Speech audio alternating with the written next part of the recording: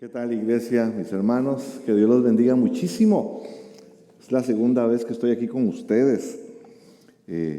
Primera vez que vine no estabas acá, creo que estabas fuera del país o se quedó durmiendo el pastor esa vez. Había algo especial que con tu familia o algo, ¿verdad? Pero gracias, un gusto para mí estar aquí con ustedes, ser bendecido al verles. El saber que ustedes están buscando del Señor, el saber que ustedes están aquí deseosos de aprender. Yo creo que no hay mayor bendición para una familia que disponer el corazón para buscar al Señor, para que nuestros hijos también le sigan a Él. Y comienza con nosotros, papás, mamás. Nosotros somos los que vamos marcando el camino y nuestros hijos van viendo nuestro ejemplo. Y el Señor nos va cambiando y cada vez hay mayor congruencia entre lo que decimos, creemos en Jesús, la manera en que Él transforma nuestras vidas, vivimos y le damos ejemplo a nuestras familias, amén, a nuestros hijos. No somos perfectos, papás, mamás, pero en la medida en que pasemos en su presencia, en su palabra, el Espíritu de Dios nos transforma y qué maravilla cuando podemos dar testimonio y decir, ya no soy el que era, amén. Todavía no se ha manifestado completamente cómo hemos de ser, dice Juan en primera de Juan 3, pero el Señor que comenzó la obra en nosotros la va perfeccionando cada día y es maravilloso cuando podemos reflejar a Jesús en nuestras vidas, principalmente en nuestra casa. Pastor Nando, gracias. Mi nombre, como dijo él, es Juan Carlos. Trabajo en la iglesia de Lake Point. Hace un año dejé el pastorado de la iglesia, ahora estoy trabajando en el área de misiones, siempre con la misma iglesia y estoy gozoso. La semana pasada estuvimos en México. Yo no sé cuántos hermanos de México habrá por acá. ¿Sí? Oh, ¿verdad? Bueno, estuvimos en Piedras Negras y estuvimos allá llevando unas sillas y unos televisores que la iglesia donó a uno de nuestros compañeros de misiones en México y estuvimos comiendo rico, haciendo misión y comiendo rico, ¿verdad? ¡Qué barbaridad! Siempre disfrutamos y en la iglesia se disfruta más porque habemos de tantos países que siempre por allí alguno trae un plato especial. Cuando alguien, pastor, le voy a dar un tip, cuando alguien se me acerca y me dice, es que en mi país la comida es muy rica, yo le digo, aquí yo soy como Tomás, hay que ver para creer, hay que ver para creer. Hasta que usted me invite y lo pruebe, entonces de verdad voy a decir que es es un plato delicioso de comida. Yo quiero compartir con ustedes un pasaje hoy, un tema hoy sobre la unidad, Y este mensaje no es mío, es de un libro basado, soy miembro de la iglesia, seguramente ya algunos de ustedes lo habrán leído, de un autor que se llama Tom Rainer, y es un pasaje maravilloso que nos motiva y nos enseña sobre nuestras responsabilidades como miembros de la iglesia. Así es que el título es muy sencillo, yo soy un miembro unificador. ¿A qué me refiero con esto? Que yo soy una persona que me he unido a la iglesia y entre las tareas que el Señor me ha dado, entre las responsabilidades que tengo, es buscar la unidad, trabajar en la unidad de la iglesia. Y es que es maravilloso cómo el Señor desea que nosotros como su pueblo vivamos o estemos juntos, pero no solamente juntos, sino que también haya armonía entre nosotros, haya armonía. Y de hecho Él es muy enfático sobre esto. Uno de los pasajes más bonitos y que siempre estamos mencionando en la iglesia es Juan capítulo 13, versículo 35. Dice el Señor, de este modo todos sabrán que son mis discípulos si se aman los unos a los otros. Amén. Si se aman los unos a los otros. Amar a otros no es fácil. Amén. ¿Verdad que no es fácil? No es fácil. Amar a otros nos fascina. Somos diferentes, somos diferentes. Y cuando pensamos en un ministerio en español, imagínense ustedes cuántas naciones hay aquí representadas. Parece que la cultura fuera una, pero sin embargo, yo me doy cuenta, solo en México parece que cada estado es un pequeño país. Y de allí hacia el sur, cuántas diferencias hay. Pero Jesús dice, en esto la gente va a conocer que ustedes son mis discípulos. No que todos asisten al mismo ministerio, no que todos cantan las mismas canciones, no que todos andan con la misma camiseta, sino en el amor que se tengan los unos a los otros. Es una responsabilidad, es parte del mandamiento que el Señor nos dio como el segundo mandamiento más importante. Debemos amarnos los unos a los otros, y aparte de que es difícil, nos subió el estándar y nos dijo, no se amen como cualquiera ama, ámense como yo los he amado. ¿Verdad? No podemos lograr eso sin la ayuda del Espíritu Santo. El mundo va a saber que somos creyentes, que somos iglesia si nos amamos. Y no voy por este tema hoy, pero quiero añadir algo acá. Y no es solamente decir yo te amo, porque el amor se expresa con acciones. El amor se expresa con acciones. Es maravilloso porque cuando Cristo vino a nuestras vidas, cuando el Espíritu Santo nos alcanzó, cuando confesamos con nuestra boca que Él es nuestro Señor, Él nos hizo parte de su iglesia. Y cuando Él nos hizo parte de su iglesia, Él quiere que nosotros seamos personas que unifiquemos. Vamos a decirlo de una manera más sencilla. Él quiere que usted y yo trabajemos en la unidad de la iglesia. Y es interesante porque en este trabajo, en este esfuerzo de unidad, nosotros debemos entender que eso es parte de nuestro ser. Permanecemos juntos en armonía. Pienso en el Salmo 133, pero no lo puse en mis notas. Mirad cuán bueno y cuán delicioso es estar los hermanos juntos en armonía. Juntos en armonía.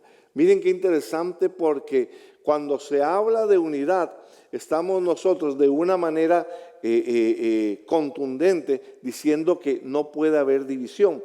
Y si hay división, se rompe la esencia de lo que el Señor quiere lograr en nosotros. Cada miembro debemos, usted y yo debemos, estamos incluidos en esto y debemos trabajar en la unidad, en la unidad.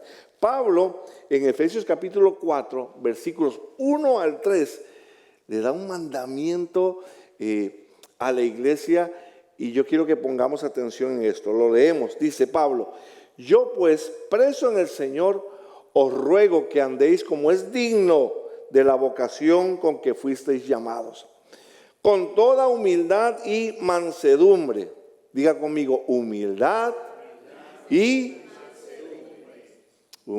mansedumbre. A ver, se enciende una luz en nuestros corazones. Jesús decía, aprendan de mí que soy manso y humilde. Aprendan de mí que soy manso y humilde. Y luego dice, soportándonos. En Costa Rica hubiéramos dicho, aguantándonos unos a otros. Aguantándonos unos a otros con paciencia. Aguantándonos con paciencia los unos a otros en amor, en amor. Hacemos conciencia que así como nosotros debemos soportar a otros, hay otros que nos tienen que soportar a nosotros. Y luego dice solícitos, en otra versión dice fervientes en guardar la unidad del Espíritu, que es el vínculo de la paz. Mire qué interesante. Porque el apóstol nos está diciendo que como iglesia tenemos la responsabilidad de ser fuente de esta unidad. No de una fuerza divisora, sino de estar unidos. Y no una unidad que ha creado la iglesia, sino una unidad que ha creado el Espíritu. Y nosotros ayudamos a que se mantenga esta unidad. Caminamos juntos en una misma dirección. Caminamos juntos con un mismo propósito. Pablo lo sigue diciendo en este versículo, si usted lo sigue leyendo. Un Señor, una fe, un Espíritu. caminamos unidos, caminamos unidos. Me recuerdo en Marcos 3 cuando Jesús está hablando a sus oponentes, porque ellos decían, este no echa demonios sino por Beelzebú, el príncipe de los demonios. Y Jesús les responde, a ver, un momentito. Yo no puedo echar demonios en nombre de Satanás. ¿Por qué? Porque una casa dividida, ¿qué dice? No permanece. Una casa dividida no permanece. Vamos al opuesto de este pasaje. Una casa unida permanece. Y esto se aplica desde nuestro matrimonio, ¿verdad? Desde nuestra familia hasta la iglesia y más allá. Qué importante que pensemos en esto de la unidad, solícitos en guardar la unidad del Espíritu, que es lo que hace que haya paz, que es lo que hace que podamos caminar en armonía. Ahora, cuando hablamos de unidad, esto no significa que debemos estar de acuerdo todo el tiempo. El matrimonio es un buen ejemplo de esto, amén. Ese amén salió del corazón. Ni esfuerzo hice para que dijeran ese amén. Ni esfuerzo hice, ¿cierto? Somos dos personas libres, diferentes, que deseamos unirnos por amor para formar un hogar, ¿verdad? No solamente para formar un hogar, sino para alcanzar metas, sueños, cumplir propósitos, entre ellos servir juntos al Señor. Pero somos diferentes. Y yo quiero decirles que entre más pasan los años, más se notan esas diferencias. Al principio estamos tan enamorados que no las vemos. Se ríen algunos, amén. No las vemos, ¿verdad que no? Nos sentamos en consejería y decimos, ay, es que somos tan parecidos, mentirosos, ¿verdad que somos? ¿A ti te gusta esto? A mí también. ¿Tú quieres esto? Ay, qué coincidencia, yo también. Y después como que abrimos los ojos y decimos, pero ¿cómo me casé yo si somos tan diferentes? Sí, ¿por qué se divorcia la mayoría de la gente, verdad? Es que no tenemos nada compatible, es que somos tan diferentes. Claro, somos diferentes, qué bueno que somos diferentes, pero mantenemos la unidad. Y cuando hay unidad en el matrimonio, ¿verdad que hay paz? Me preguntó un hermano hace poco, tengo 40 años de casado, me preguntó, pastor, ¿cómo usted y su esposa han hecho estos 40 años? Yo le dije, aprendí el secreto. Y me dice, ¿cuál es? Siempre tienes que decirle a tu esposa, sí, mi amor, tú tienes la razón. Sí, mi amor, tú tienes la razón. ¿Verdad? Después hablamos, varones, de eso, ¿verdad? Ahora, mire qué interesante, porque cuando estamos hablando de unidad, no estamos hablando de uniformidad. No significa, o unicidad, no significa que todos seamos iguales, o que todos pensemos iguales. Me encanta, porque somos diferentes. Los mejores equipos funcionan cuando hay gente diferente. Si a usted le gusta algún deporte, se da cuenta de que no todos juegan la misma posición. En la iglesia es igual. Pablo lo enseña y lo dice en 1 Corintios 12, por ejemplo, cuando habla que somos un cuerpo, pero que todos tenemos diferentes dones. No todos son oreja, no todos son ojo, no todos son mano, no todos son pie. Somos diferentes, celebramos las diferencias dentro de la iglesia. Tal vez alguno dirá, siempre que tenemos una reunión, aquel hermano siempre ve el lado negativo. Qué bueno que vea el lado negativo, porque significa que podemos ver todos los ángulos de una situación. Pero si lo hacemos con un espíritu correcto, siempre seguimos manteniendo la unidad. No significa estar de acuerdo todo el tiempo, pero sí significa que estamos conscientes que hay un mandamiento que debemos obedecer, y es estar unidos. Estar unidos. Muchas veces en nuestras reuniones no es buscar consenso, sino formar consenso. Aunque somos diferentes, vamos a ponernos de acuerdo para caminar en armonía. En 1 Corintios capítulo 6, 7 al 8, Pablo le da a la iglesia un llamado y le dice, yo pastor, no veo el tiempo yo y me preocupo, ¿verdad? Por favor, si usted me pone el tiempo en algún lado, porque si no aquí, ese es, sí. Qué bueno que ahí está la hora, pastor. Nada más que no me dijo a qué horas. Yo, aquí voy. 1 Corintios 6, 7 al 8 dice, en realidad, oiga lo que Pablo está diciendo a la iglesia de Corintios, que es muy interesante porque era una iglesia de Corintios, que yo sé que su pastor les ha enseñado esto, tenía todos los dones, pero no había unidad. Ya es una falta grave el solo hecho de que haya pleitos entre ustedes, les dice. ¿No sería mejor soportar la injusticia? ¿No sería mejor dejar que los defrauden? Lejos de eso, son ustedes los que defraudan y cometen injusticias y conste que se trata de sus hermanos. Lo voy a explicar de una manera muy sencilla. Pablo le está diciendo a la iglesia, no es bueno que haya pleito entre ustedes. ¿Por qué? Porque esto va en contra de lo que estamos enseñando, que debemos amarnos, que debe de haber unidad. Decía, ¿cómo es posible que un hermano demande a otro hermano en las cortes? Esto no debería suceder. De hecho, eso es lo más grave. Pero el problema no yace allí, sino en el que entre ustedes haya pleitos. Y nos enseña una palabra allí el apóstol Pablo que nos cuesta mucho. Y dice, ¿no sería mejor que ustedes soportaran el dolor de ser defraudados en lugar de estar respondiendo y buscando pleito? ¿Comprenden lo que estoy diciendo? Cuando alguien te ofende, en lugar de responder por amor a Dios, mejor sufro la ofensa y perdono. No tenemos tiempo para hablar de eso y no significa que siempre me está ofendiendo este hermano y me voy a quedar callado.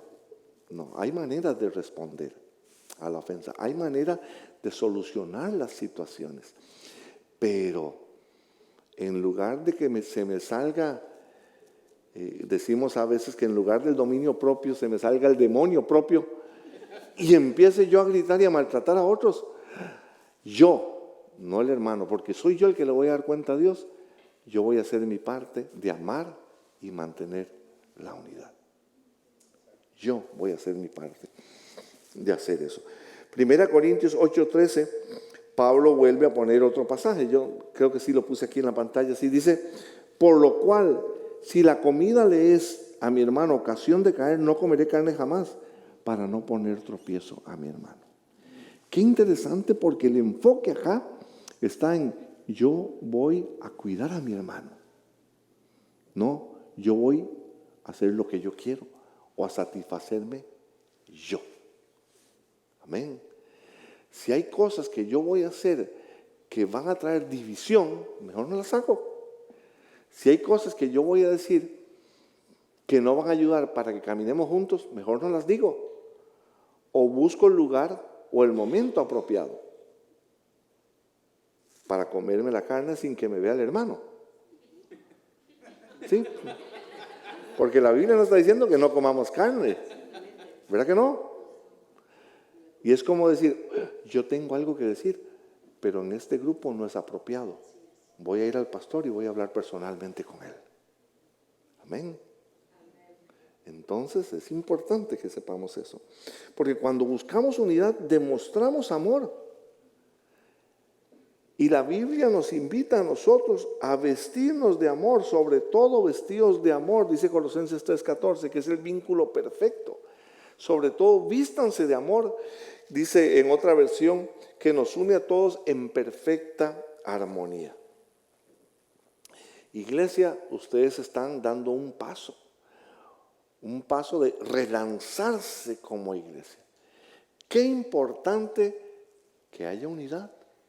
Qué importante que decidan caminar juntos en armonía. Aún en el momento más difícil, esa armonía expresa el amor que Cristo ha puesto en sus corazones. Y cuando la gente ve ese amor, ¿qué dice? Esos son discípulos de Jesús.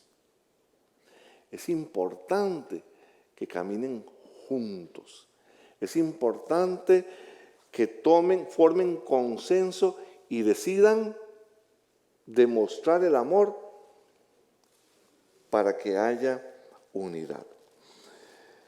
Yo he insertado aquí un punto y quiero enseñarles esto, y lo inserté hablando un poquito del chisme. Yo sé que aquí no hay chisme. Yo sé que no hay chisme. Romanos, y no lo vamos a leer, pero en el capítulo 1, 29 al 31, habla de algunos pecados interesantes. Y en esta lista de pecados hay un pecado que se llama murmuración o chisme. Y el chisme es malo, siempre malo. El chisme es siempre malo. El chisme mata. De hecho, si usted lo quiere leer en casa, en Levítico 19, 16, habla que el chisme destruye una vida. De hecho, por allí el que dividió los versículos parece que puso un punto donde no debía de ser, pero aquí el chisme es ¿cómo se llama? Comparado con quitar una vida. Imagínense, con matar a alguien. Porque el chisme destruye una reputación. ¿Cierto? Entonces debemos tener cuidado de no hablar mal de alguien, de no decir algo, ¿verdad? ¿Cómo se llama? Algo que pueda destruir a una persona. A veces nosotros hablamos por hablar sin conocer las intenciones del corazón. Siempre debemos darle a las personas el beneficio de la duda. Siempre debemos darles a la persona confianza. Por ejemplo, una lección interesante con su liderazgo, con su pastor. El pastor tomó una decisión, usted no sabe los detalles. Siempre entre su decisión y lo que usted sabe hay un espacio allí. Y usted puede llenar este espacio con desconfianza o puede llenarlo con confianza. Y usted dice, yo conozco al pastor, yo sé que él ama a la iglesia, entonces la decisión que va a tomar va a ser para beneficio de la iglesia, entonces voy a llenar ese espacio con confianza. Si me queda duda, voy a hablar con el pastor. Aplicamos esto para todo, pero usted puede decir, el pastor ya me lo conozco yo. Los líderes ya me los conozco yo. Siempre que toman una decisión es para ellos mismos. Entonces, ¿qué estoy haciendo? Llenando el espacio con desconfianza, con duda. Y lo peor es que a veces no le digo nada al pastor, sino que voy y lo comento con otro hermano, que no tiene nada que ver y no puede solucionar la situación. Pero le digo al otro hermano, le cuento esto solo para que ore. Ay, así no es, así no es. Ya se regó el chisme. El otro hermano no va a orar. ¿Sabe qué hacer? ¿Sabe qué va a hacer? Va a estar esperando que usted le cuelgue para llamar a otro, para que ore también. Y se regó el chisme. Llenamos esos espacios con confianza, con confianza. Una de las cosas que yo he aprendido en los últimos años es que cada vez que nosotros hablamos, debemos decir el último 10%. A ver, esto es bueno en el matrimonio y bueno en nuestras reuniones. Y esto mantiene la unidad. ¿Qué es decir el último 10%? Es no quedarnos con nada dentro del corazón. Por ejemplo, estamos en una reunión de liderazgos o una reunión de iglesias y el pastor o el que dirige la reunión pregunta, ¿alguien más tiene algo que decir? Y nadie levanta la mano. ¿Está todo claro? Y todo el mundo. Y salimos y en el pasillo decimos, yo no estoy de acuerdo. No dije nada mejor para no causar división. No dijimos el último 10%. Debemos decir todo para que cuando lleguemos al pasillo estemos ¿qué? Tranquilos. Tuve la oportunidad de hablar y no hablé. Siempre debemos decir el último 10%. Meto esta cuña aquí especial. Parejas, siempre hay que decir el último 10%.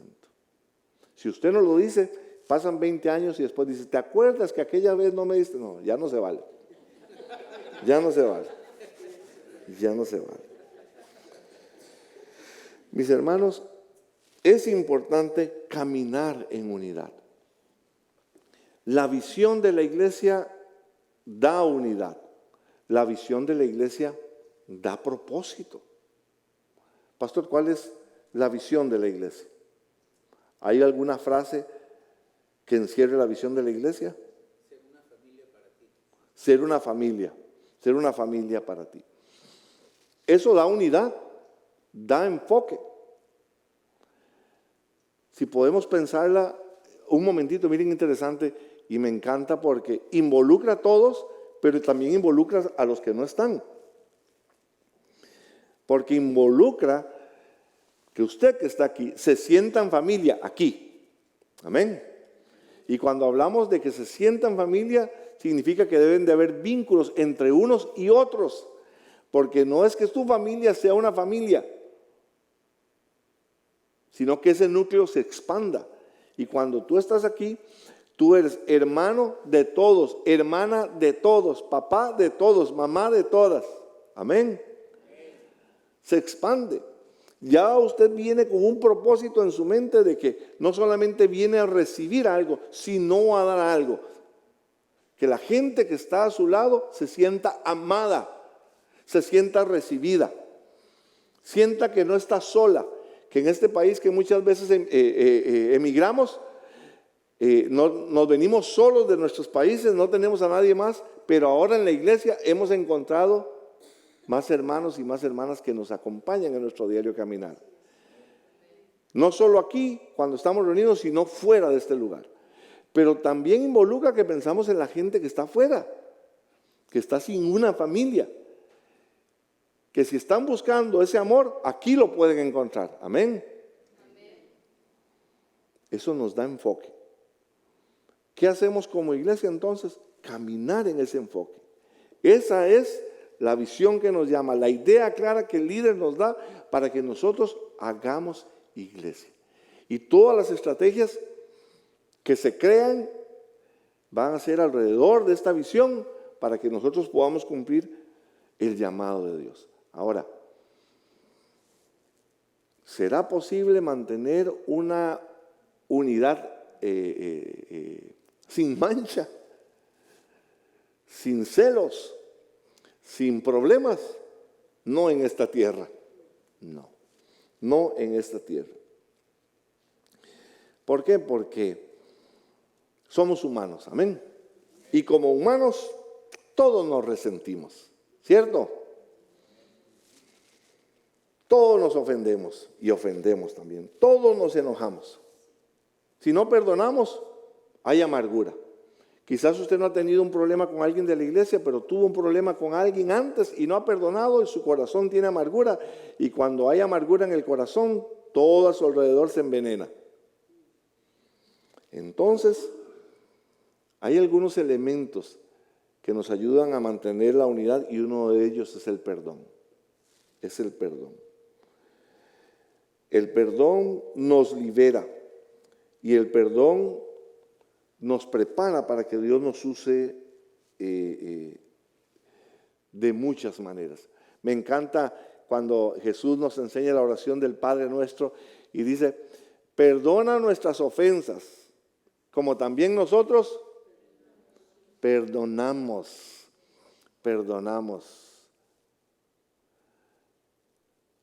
Es una oración que podemos decirla en diferentes tonos. Perdona nuestras ofensas, Señor, como también nosotros perdonamos a los que nos ofenden. Mis hermanos, no hay una iglesia perfecta. No hay una iglesia perfecta. No hay una iglesia donde no haya problemas. Y es interesante ahora que digo eso, me viene como una revelación. ¿Y quién crea los problemas? ¿Quién dijo? Eso no se lo reveló carne ni sangre. ¿Quién dijo por allí nosotros? ¿Verdad que sí? Somos nosotros. Somos nosotros. Usted se ha dado cuenta de esto. Quizás usted venga de una iglesia así. yo me he encontrado problemas en las iglesias que a veces me asusto.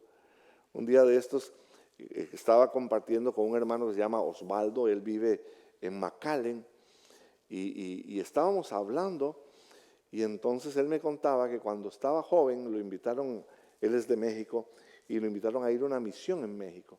Y dice que iban en una van con pastores, y iban dos pastores discutiendo. Y los pastores se retaban uno, así, bájese, para el carro, venga y vemos a ver, ¿verdad? Dice la Biblia que es más bienaventurado el que da que el que recibe. Y él le decía, venga para darle, venga, bájese. Y él decía, yo decía, los pastores aquí peleándose, ¿verdad? En lugar de mantener la unidad, en lugar del fruto del Espíritu, sacando la carne. No hay pastor perfecto, no hay iglesia perfecta, no hay ni una sola. Yo no he conocido ninguna. ¿Habrá alguno de aquí conocido alguna? No. Pero, ¿cómo? Amén. Sí, muchas veces estamos orando, muchas veces estamos heridos. Nos enojamos con el pastor, nos enojamos con los líderes y a veces no tenemos con nadie con quien enojarnos. Nos levantamos en la mañana, nos vemos al espejo y decimos, Señor, que me enoje con alguien hoy, Señor, que me enoje con alguien. Y hacemos todo el esfuerzo para que la petición sea verdad. Somos imperfectos, cometemos errores, ¿verdad? Pecamos, sí. Pero nos debilitamos cuando somos una iglesia que no sabemos perdonarnos unos a otros y caminar en amor. Debemos de tomar el compromiso. Ahora, yo quiero hacerle un desafío a usted. Usted está viniendo, sí. ¿Qué está haciendo para que haya unidad en la iglesia? ¿Qué está haciendo para que esa unidad sea más profunda? De modo que se vea más el amor dentro de la iglesia. Sí, déjenme ir aterrizando aquí. Claro, hay cosas que puedo hacer. Voy a venir con una sonrisa. Amén. Voy a saludar. Ay, es que yo soy muy extrovertido. No importa. Salude. Bendiga. Hola, hermano, qué gusto de verlo. Mi nombre es tal. Que Dios lo bendiga mucho. Qué alegría verlo aquí. No lo había visto antes, hermano. Sí, es que soy nuevo. Mucho gusto, bienvenido. ¿En qué puedo servirle? Pastor, ¿hay alguna necesidad? ¿Hay alguien en el hospital? ¿Hay alguien que acaba de tener una bebé o está en una cirugía? ¿Cómo podemos llevarle comida? ¿Habrá que limpiarle la casa? ¿Habrá que cortarle el césped? ¿Habrá alguien que ocupe transporte? ¿Cómo podemos demostrar esa unidad con nuestras acciones? ¿Hay algo más que yo pueda hacer? Claro, hay muchísimas cosas que podemos hacer. Pero, ¿qué estoy haciendo yo para que esa unidad sea más profunda? ¿Qué estoy aportando yo para que esa unidad sea más profunda?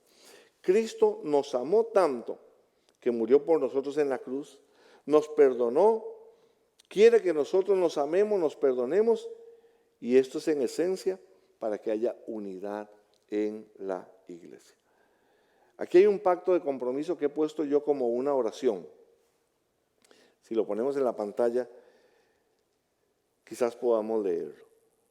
Pero yo voy a pedirle que se ponga de pie conmigo, por favor. Póngase de pie.